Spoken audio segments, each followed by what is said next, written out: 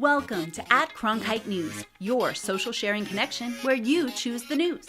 Facebook likes and shares, tweets, retweets, and favorites. YouTube views and subscriptions. We're watching you watch us. From our digital home at cronkitenews.azpbs.org to your television, web browser, or mobile device. Let's get a refresh on the top Arizona news of the week. Two Valley teens helped collect donations for Hurricane Harvey victims in Texas and stopped at nothing to make personal deliveries. Marcia Opong sat down with the students to learn more about their experience.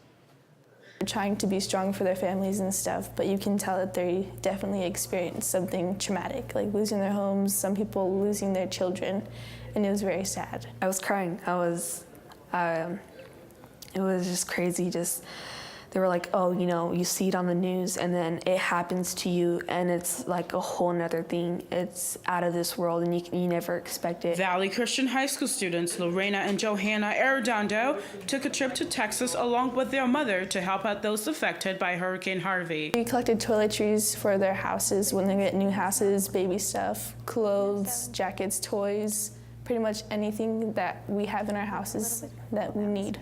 Essential for living. The teens posted on their social media accounts asking for donations and were blown away by the outpouring they received. It was amazing to see like the community come together and help out. They say those donations filled a semi-truck. Their decision to meet needs of the victims had an impact on those around them. And what I love about what Johanna and Lorena did is by their actions, they communicated a message to our fellow students, to their fellow students, you can do more. And you have the ability to do that. You have the time, you have the energy, certainly have the willingness. All it takes is the effort. The 5-day trip to Texas gave the students new perspective. Hold things dearly to me and the smallest things. Everything that you don't think about, basically just hold that to you because you never know when that could be taken away from you.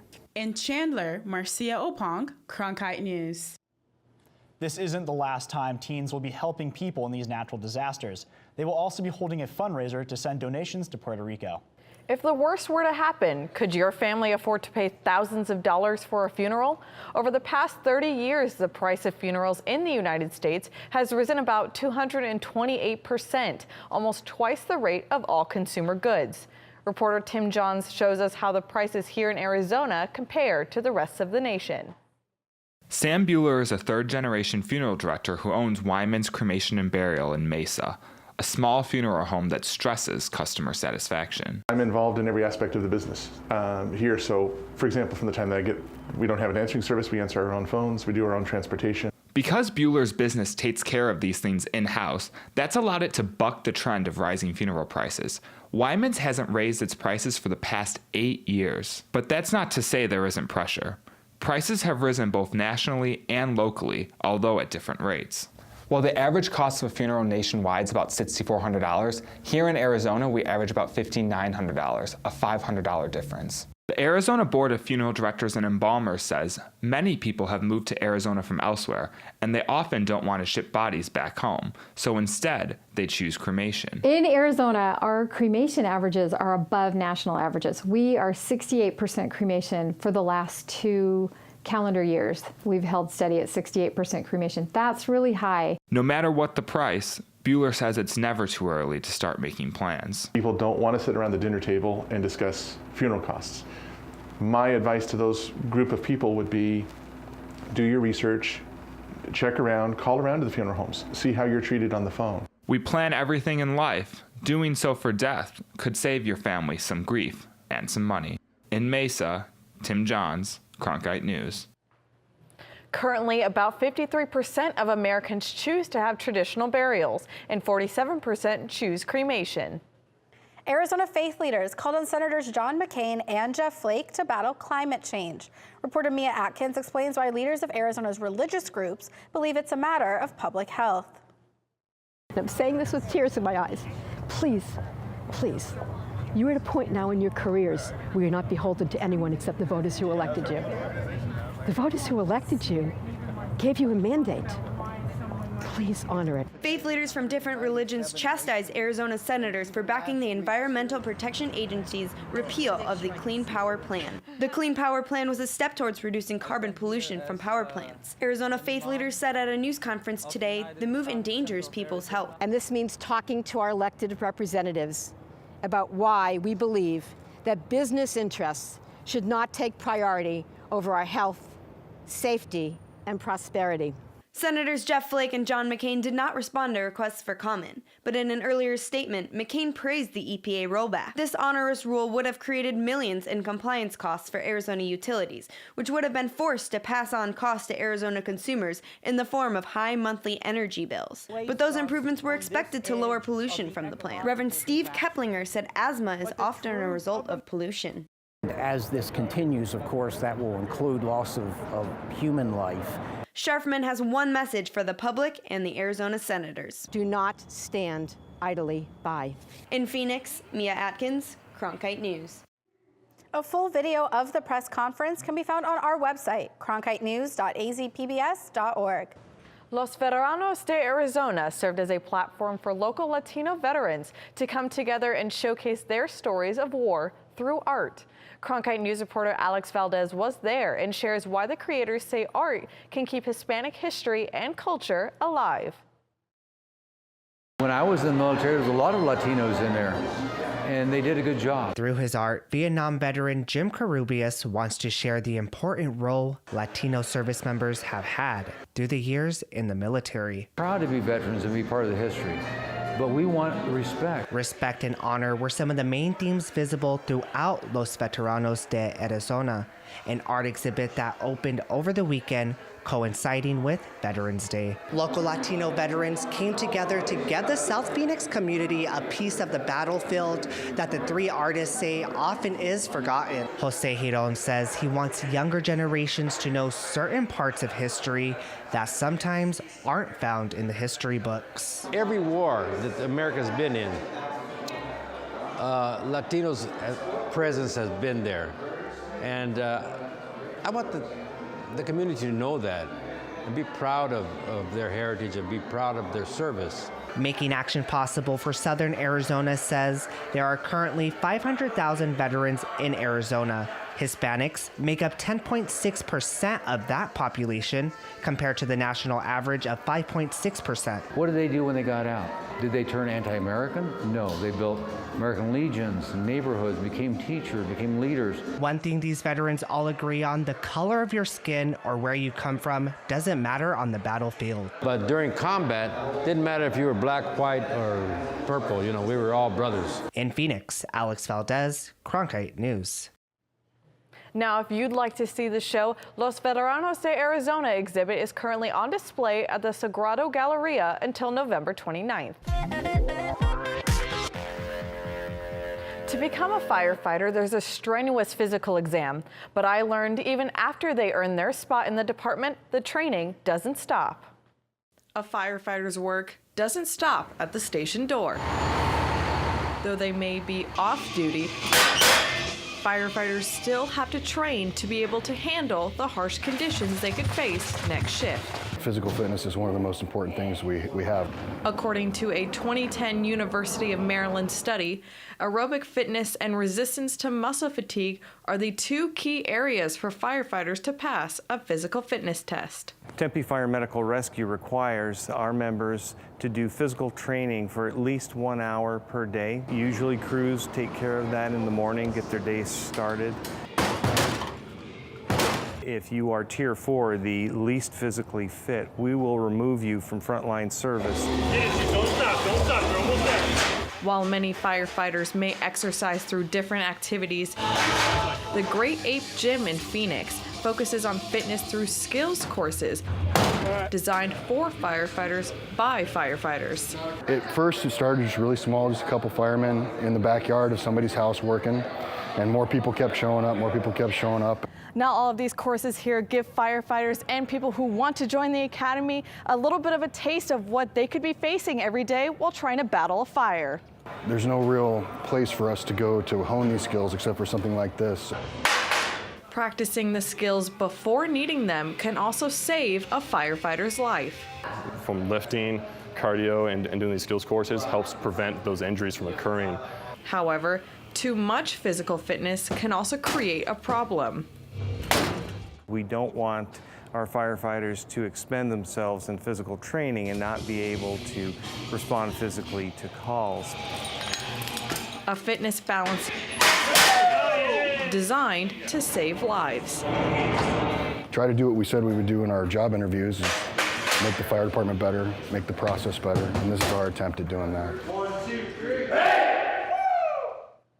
Firefighters are required to go through a physical test each year. A new report is showing a very real drop in new enrollment by international students in U.S. colleges and universities in the last academic year. Here in Arizona, the report noted a slowdown in enrollment growth. The annual Open Doors report by the Institute of International Education shows new enrollment for foreign students was about 290,000. That's lower than the past 2 years and the first drop in at least the past 10 years. In Arizona, the number of international students rose only 2% to 19,382 last year.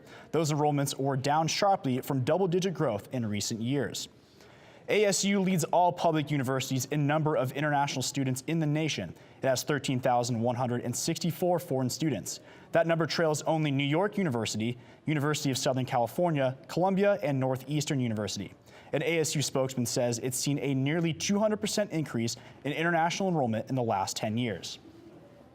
The Association of International Educators estimates that hosting international students added $686 million to the Arizona economy in the past year. As many Arizonans plan for the holidays with their families, not everyone will get to spend time with those they love.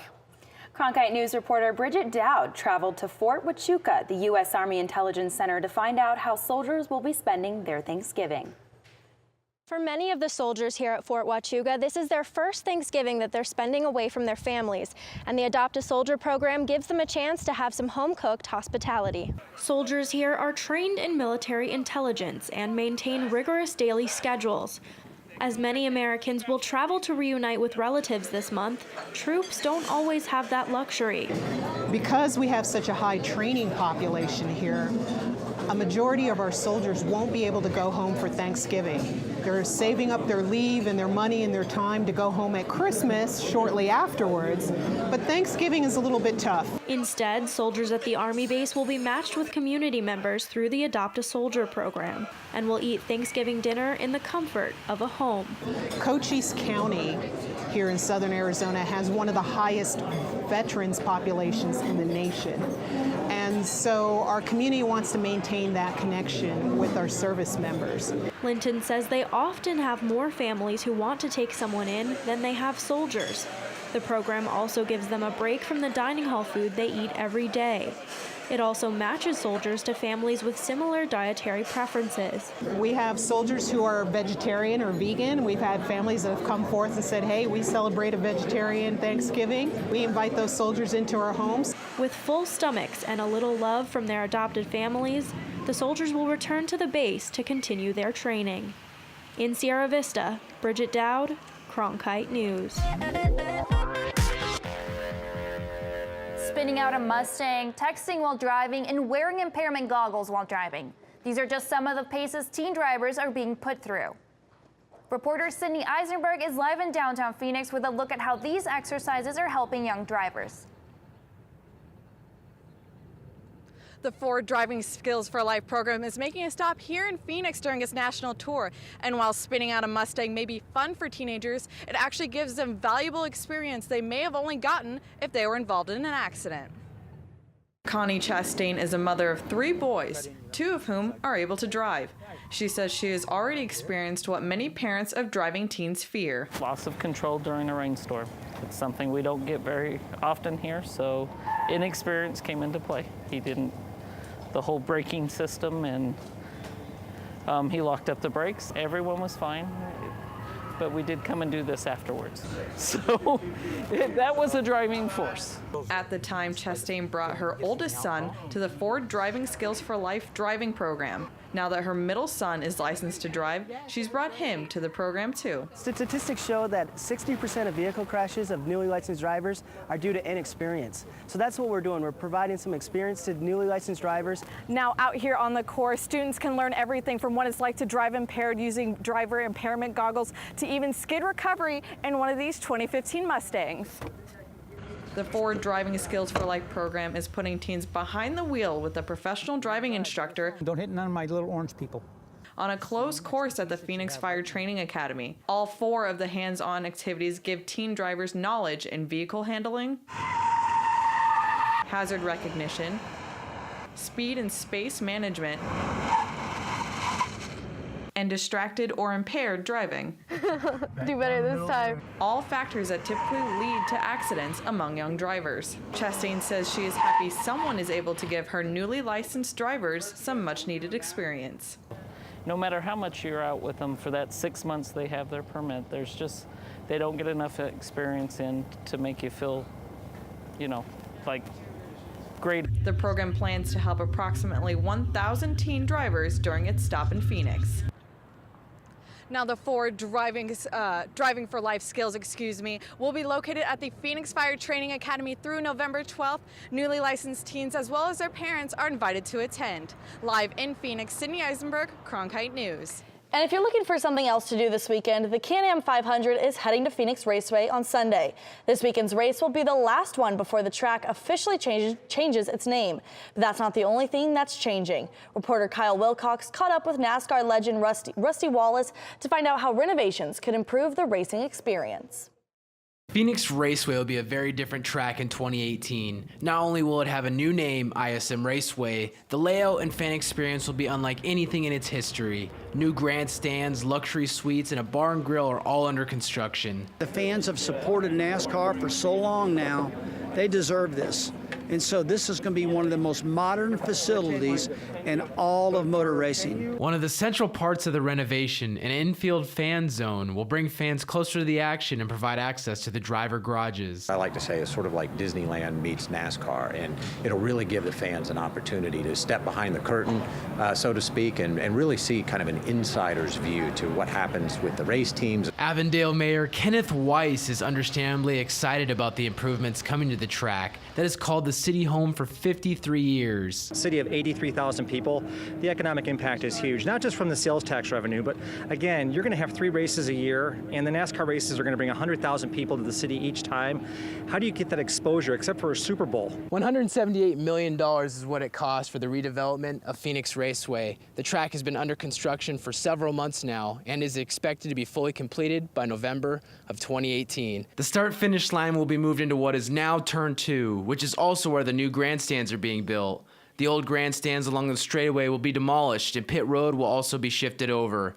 Wallace thinks the relocation of the start-finish line will require drivers to change their race plans, which he says can make for a more interesting race. Before you would set up that pass off of turn 4, if you were late into it and you knew the start-finish line was coming at you just straight down there just a little bit. Now, with it wrapped around in the different part of the racetrack, it's going to be a different approach. Most of the heavy lifting on renovations like the infield fan zone, repositioning of pit road, and the new start-finish line will take place during the summer of 2018. In Avondale, Kaya Wilcox, Cronkite News.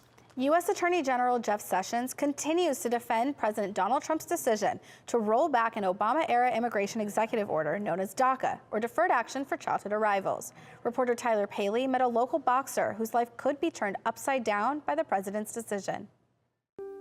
Inside the ring, tranquility, comfort, focus. But outside, a world of uncertainty and a fear of what tomorrow could hold. Not just for one, but for many. I know the consequences is not just for me, it's for my entire family. It's for my girlfriend, for my stepson, for my baby that's on his way. I feel like this is the place I could give my children the best future, just like my parents were able to give me the best opportunities I could ever ask for. Alexis Azueta arrived in the United States in 1996. brought to Arizona by his parents from Sinaloa, Mexico. The Zazuetas were undocumented, just like 325,000 other community members currently in Arizona. We will build a great wall along the southern border. Now, the Trump administration is promising to take action on undocumented immigrants. That includes so-called dreamers, or people like Alexis, who are enrolled in deferred action for childhood arrivals, known more commonly as DACA. DACA is what is called a prosecutorial discretion action. President Obama took action on his own because he was frustrated that Congress could not come together to come up with a solution for children that had been brought here really when they were young and didn't know what was happening. Alexis arrived in Arizona when he was just 1 year old. I didn't even know much about, being an illegal immigrant. I saw myself the same as all my classmates. In middle school, Alexis got his first taste of what ultimately would become his life's passion.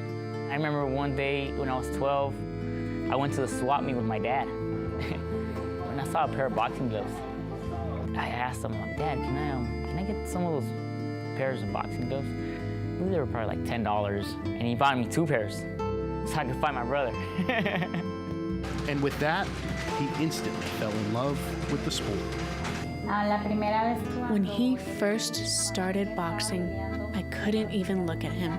I was so afraid for him. But his coach told me it was important for me to be there. I remember the first day walking in, seeing the rings on the side, the boxing bags here, all the fighters just hitting pads, sparring. I was like, wow, it was like something out of a movie, I used to believe that only rich kids used to box, At 17, Zazueta's amateur career was taking off. He made it past the Golden Glove State Tournament with ease. Then came the regional tournament in Las Vegas, where he represented Arizona, New Mexico, Utah, and Nevada. Another victory meant a bid to the national tournament. I remember training so hard for that fight. Waking up super early to go run, get my workout in, going home, getting ready for school. Right after school, go to the gym. Right after the gym, go to my strength and conditioning. Every day it was a routine. Boom, boom, boom, for like 2 months. He says he was more prepared than ever for that fight, a contest that could have made Alexis Zazueta a household name in amateur boxing. But at weigh-ins, that dream came crashing down when he presented tournament officials with his boxing documentation. And they checked it. It said U.S. citizen, and it had it checked off no. U.S. citizenship was a requirement to compete in the Golden Gloves tournament, a qualification Zazueta admitted he knew going in. He was disqualified from competition, and on his way back home, he didn't talk to a single person. That's when it hit me. I have no business in this amateur career anymore. I'm ready to go pro. His first professional match was in November 2013, and in the 4 years since, he's undefeated at 9-0 with 5 knockouts. For Zazueta, it's his family that keeps him going.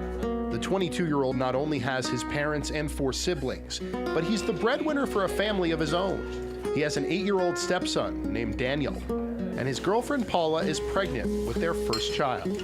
It's making him more responsible because he knows what he's facing, I'm the head of my family. I gotta always find a way to, just like my dad did, find a way to succeed. I gotta do that now to my family. Zazueta says he's never been in better shape. His family is healthy, and he has a baby on the way. He renewed his DACA enrollment for another 2 years in September. But the president's decision to roll back the program is what keeps Zazueta up at night, a classic case of an unstoppable force against an immovable object. There's always a way for anything, despite your circumstances. There's always a way to succeed. You just gotta be patient and look for it. Now, here's an @Cronkite News Pick of the Week, a favorite from the Cronkite News staff. Nearly 100 years since the end of World War I, those who fought in the Great War are finally getting a national memorial to their service. Cronkite News reporter Trevor Fay was at the groundbreaking this morning in Washington's Pershing Park. The veterans who served in the Great War are all gone now, but their nation today remembers their service. While time has taken all of the World War I veterans from us, those of us who live in a free society, we are their living legacy. This day has been a long time coming. National memorials to the Vietnam and Korean Wars and World War II were already well established when today's groundbreaking took place, 100 years after the U.S. entered the fight. The $50 million memorial will be built in Pershing Park, 1 block from the White House and with a commanding view of the Capitol. This is America's memorial, and I hope all Americans join those of us here today in the centennial of the Great War to make this possible.